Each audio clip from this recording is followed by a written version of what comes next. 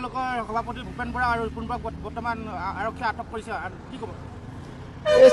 এই হিমন্ত বিশ্ব শৰ্মা ডাঙৰীয়া নেতৃত্বত যি বিজেপি স্বেচ্ছাচাৰী চৰকাৰ, এই চৰকাৰখনে গণতান্ত্ৰিক যিটো ব্যৱস্থা, গণতন্ত্ৰৰ মূল্য বুজি নাপায়, মানুহৰ স্বাধীনতা বা মানুহৰ যিটো মৌলিক অধিকাৰ বুজি নাপায়। এই চৰকাৰখনে নিজে যিটো ভাবে তাকে কৰিবলৈ গৈ আছে।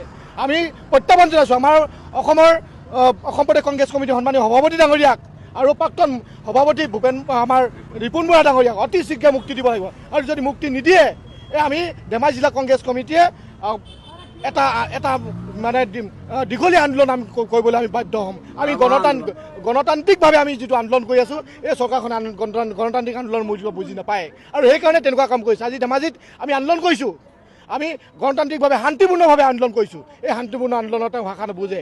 আৰু শেষ মুহূৰ্ততো আপোনালোকক কৈছোঁ, আমি গণতান্ত্ৰিকভাৱে আন্দোলন কৰি আছোঁ আৰু গণতান্ত্ৰিক আন্দোলনৰ মূল্য আপোনালোকে বুজি পাওক। আমাৰ সভাপতি ডাঙৰীয়াক মুক্তি দিয়ক। আমাৰ সভাপতি ডাঙৰীয়াক এনেই আন্দোলন কৰিব লাগে বুলি আন্দোলন কৰা নাই। তেওঁ অসমৰ জনসাধাৰণৰ কাৰণে, অসমৰ বিভিন্ন জাতি জনগোষ্ঠীৰ কাৰণে আন্দোলন কৰিছে বা মাত মাতিছে। সেইকাৰণে ৰাজভৱনলৈ গৈছিল আৰু সেই কাৰ্যসূচীৰ কাৰণে আমাৰ অসম চৰকাৰে যিটো পৰিকল্পিতভাৱে হত্যা কৰিলে মৃদুল ইছলাম ডাঙৰীয়াক, আৰু তাৰ বিৰুদ্ধে আমি প্ৰতিবাদ কৰিছোঁ আৰু প্ৰতিবাদ কৰি যাম।